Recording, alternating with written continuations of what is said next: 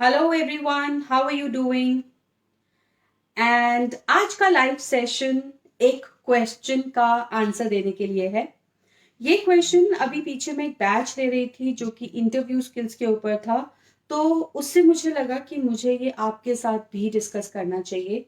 And the question is how to get away with the fear of interview, job interview, fearful situation. हम लोग को stress होने लग जाता है जब हम जॉब इंटरव्यू के बारे में सोचते हैं, specially the freshers, the people who have just completed the graduation, और वो लोग ज्यादातर जो कि कॉरेस्पॉन्डेंस या ऐसे किसी सिचुएशन में कभी गए ना हो, तो बहुत स्ट्रेसफुल हो सकता है।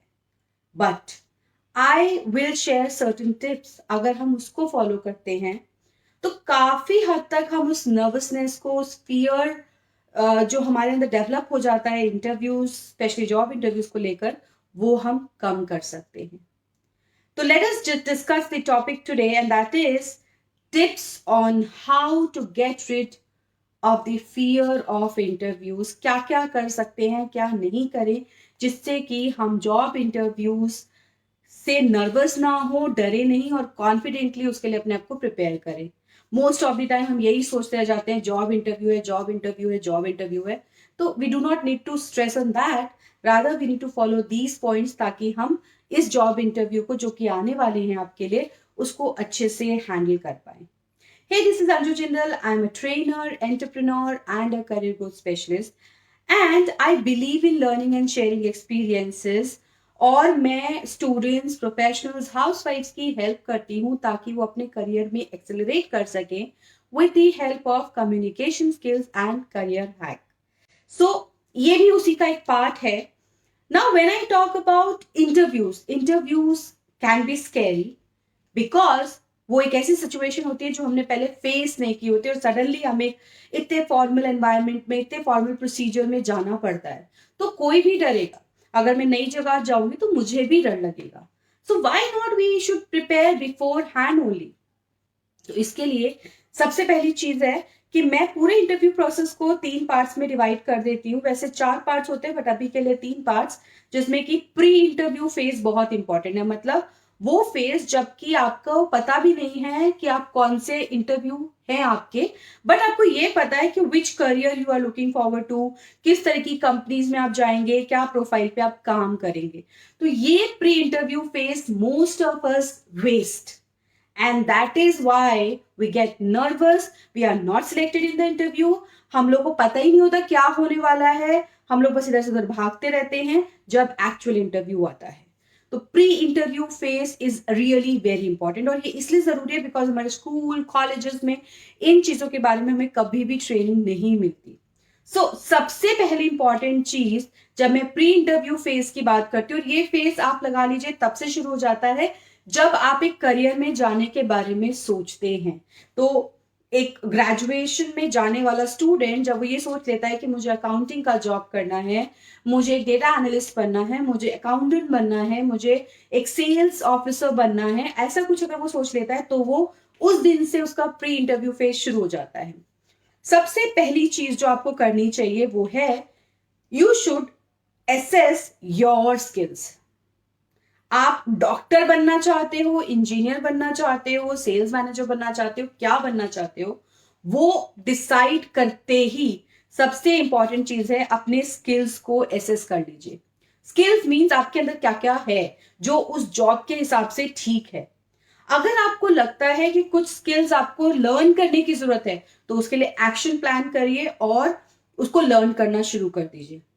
आई हैव पर्सनली मेट स्टूडेंट्स जो ये तो कहते हैं कि मुझे एक जॉब मिल जाए, एक जॉब नहीं, मुझे कौन सी जॉब करनी है उसके अकॉर्डिंग मेरे पास स्किल्स है कि नहीं, ये सबसे पहले इंपॉर्टेंटली आपको जानना जरूरी है।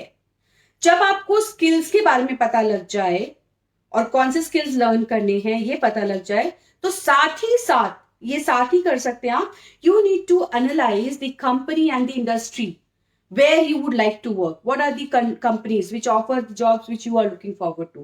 क्या आप उसके लिए राइट कैंडिडेट होंगे। जैसे अगर मैं एग्जांपल लूं, अगर मैं टीसीएस कंपनी की बात करूं, वहां पर major time regular students with 60% marks in graduation is what the applicability is if technical jobs are there. Sales job की बात नहीं कर रही हूँ मैं. तो अगर मुझे ये क्राइटेरिया पहले से पता होगा तो मैं उसके हिसाब से अपनी असेसमेंट कर पाऊंगी ना कि मैं उसके लिए एलिजिबल हूं कि नहीं हूं. तो कंपनी और इंडस्ट्री दोनों का असेसमेंट करना है. क्या आगे ग्रोथ प्रोस्पेक्ट्स हैं, क्या वो मेरे लेटर ऑन फ्यूचर गोल्स को पूरा करेगा या नहीं, how will my career be moving, ये सब इस असेसमेंट में आपको बहुत क्लियरली पता लग जाएगा. So these two things are really really very important. तीसरी चीज है, prepare yourself for the interview questions and the questions which you can ask to the interviewer. ये एक और प्रॉब्लम होती है. हम लोग कभी भी कौन से क्वेश्चन पूछे जा सकते हैं, क्या हो सकता है, ये तब पूछते हैं जब हमारा इंटरव्यू हमें पता लग जाता है. प्री इंटरव्यू फेज में you have time, do it there. Mostly interviews में काफी हद तक कुछ क्वेश्चन सेम ही होते हैं, सिर्फ उसको इधर उधर करके पूछा जाता है. जैसे what is your strength, how will you rate yourself on the scale of 10, what are your weaknesses, why should we hire you, introduce yourself. ये कुछ ऐसे क्वेश्चंस हैं जो पूछे जाते हैं. तो why not we should have a list of these questions with us और हम उसको प्रिपेयर कर लें अपने आंसर्स को. क्योंकि जब हम प्रिपेयर कर लेंगे, आई एम नॉट सेइंग कि आप उसको रट लीजिए, but what pointers you are going to tell into that, at least वो आपको पता हो. जब आपको ये पता होगा तो आप इंटरव्यू के प्रोसेस से काफी हद तक वाकिफ है. यू नो व्हाट टू से एंड हाउ मच टू से. तो आप उसके लिए प्रिपेयर्ड है. और प्रिपेयर्डनेस नर्वसनेस और अंडर कॉन्फिडेंस को हटाती है, फियरफुल होने से आपको रोकती है, कॉन्फिडेंस बढ़ाती है. तो इसीलिए लिस्ट ऑफ क्वेश्चंस जो कि आपको इंटरव्यूअर से पूछने पड़ सकते हैं और आपसे इंटरव्यू पूछ सकता है, वो रेडी रखिए. देन एक और बहुत इंपॉर्टेंट चीज है जो आप कर सकते हैं, that is rehearse with the help of mock interviews. Now क्योंकि मेरे पास वो फर्स्ट टाइम सिचुएशन होती है, आई बिकम फियरफुल. तो उसके लिए सबसे अच्छा तरीका क्या है, just practice it. How will you practice, you can have mock interviews. Mock interviews अपने फ्रेंड्स को एंगेज करिए, रिलेटिव्स को एंगेज करिए, पेरेंट्स को एंगेज करिए, ताकि वो आपसे उसी तरह के क्वेश्चंस पूछ सके. सेम जैसे कि हम स्कूल में कोई कंपटीशन होने से पहले प्रैक्टिस करते हैं. और अगर ये प्रैक्टिस कोई प्रोफेशनल एनवायरनमेंट में किसी प्रोफेशनल के गाइडेंस में हो जाए तो उससे अच्छी कोई बात ही नहीं है. Now for that you need to search online. अगर कहीं पर मॉक इंटरव्यूज के आपको सेशन मिलते हैं तो do it, it will help you to practise it out. और आपको एक रियल सिचुएशन की तरह काम करने का मौका मिलेगा. आप पूरे अच्छे से ड्रेसअप होके जाएंगे जैसे आप रियल इंटरव्यू में जाएंगे, पूरे डॉक्यूमेंट्स लेके जाएंगे. तो ये सब करने से you will be very much ready for the interview. The programme which we do in our interview skill training, तो उसके अंदर हम लोग ये सब चीजें कराते हैं. And that is what changes the total perspective of the candidate. उसका सिलेक्शन का रेट हाई हो जाता है, कॉन्फिडेंस बढ़ जाता है, the probability of getting the choice of job जो कि वो चाहता है वो बढ़ जाती है, सैलरी रेंजेस बेटर मिलते हैं क्योंकि आप पहले से prepared. And it is all about preparedness and practice. So mock interviews is a very good way which you can do it. एक और इंपॉर्टेंट चीज है, get your dress and documents ready before hand. I have seen people interview का पता लगने के बाद वो अपने डॉक्यूमेंट्स फोटोकॉपी करा रहे होते हैं, या वो सोचते हैं मेरे डॉक्यूमेंट्स तो बाहर पड़े हुए हैं गांव में तो वो कैसे मंगाएं. सी, इंटरव्यू वेट नहीं करेगा. अगर कॉल आ गई है आपको उसी दिन अपीयर करना है. सो why not to have a list of documents ready with you, resume, CV, your ID proofs, your passport size photographs, जो भी चाहिए डॉक्यूमेंट्स के साथ साथ आपकी ड्रेस, ये सब पहले से रेडी करके रखिए. बिकॉज अल्टीमेटली आपको इंटरव्यू में तो जाना ही है. एक हार्ड कॉपी में डॉक्यूमेंट्स को मेंटेन करिए और एक सॉफ्ट कॉपी में आपके ड्राइव पे मेंटेन करिए. क्यों, इसके लिए आप मेरा डॉक्यूमेंट वाला पूरा वीडियो देख सकते हैं जो कि यूट्यूब पे है. बाय द वे सब्सक्राइब कर लीजिएगा यूट्यूब चैनल को, वहां पे भी इससे रिलेटेड बहुत सारी वीडियोस है. क्यों हमें ऑफलाइन और ऑनलाइन रखना चाहिए, इसका वीडियो का भी वहां पे अपलोडेड है, वहां पे जाकर देख सकते हैं. तो डॉक्यूमेंट्स और ड्रेस अपना रेडी कर लीजिए. कैसे बनाना है सीवी रेज्यूमे ये जानना चाहते हैं, इसका भी वीडियो मेरे यूट्यूब चैनल पे है.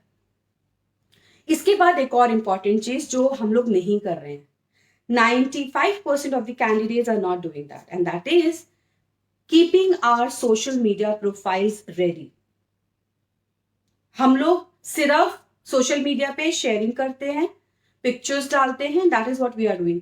Why not to leverage the platform for your benefit. आज के समय में सोशल मीडिया एक ऐसा टूल है जो आपको इनहैंस भी कर सकता है और आपको बर्बाद भी कर सकता है. सो इंटरव्यू में क्या होता है, आज के समय में काफी कंपनीज हैं जो आपका सोशल मीडिया प्रोफाइल चेक करती हैं.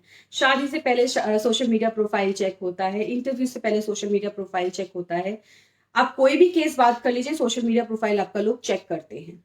तो उसको इस तरीके से बनाइए ताकि जो इंप्रेशन आप इंटरव्यू पे डालना चाहते हैं वो आपका पड़े. तो उसमें कुछ ब्लॉग शेयर करिए, आप किसी का जो अच्छा रेलेवेंट इंफॉर्मेशन होगा वो शेयर करिए. सिर्फ फोटोज शेयर करने के लिए उसको यूज मत करिए. Take the leverage of social media platform.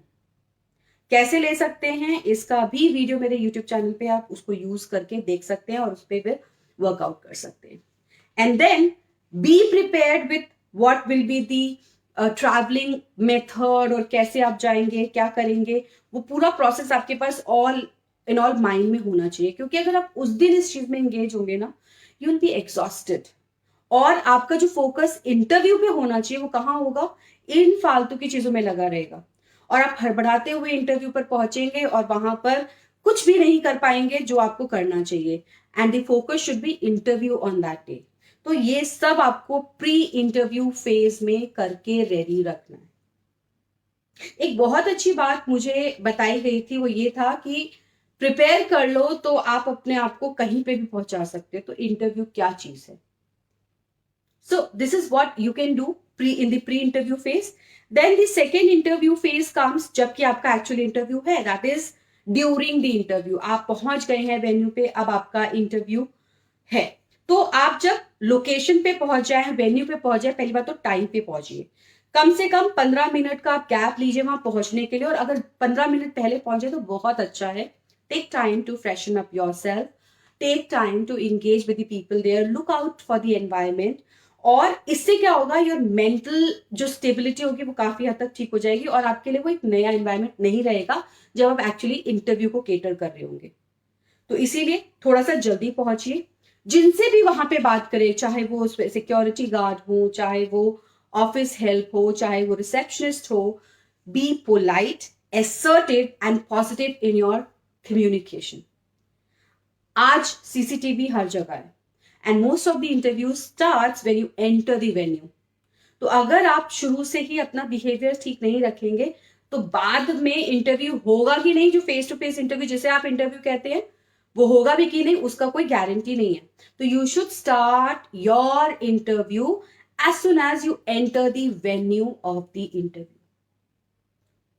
आपका बॉडी लैंग्वेज अप्रोप्रिएट होना चाहिए. The way you are talking, आप खा रहे हैं, पी रहे हैं, क्या कर रहे हैं, फोन पे बात कर रहे हैं, कैसे बात करें, ये सब सीसीटीवी कैमरा में सब कुछ आ जाता है. So do take care of all this things when you enter the venue.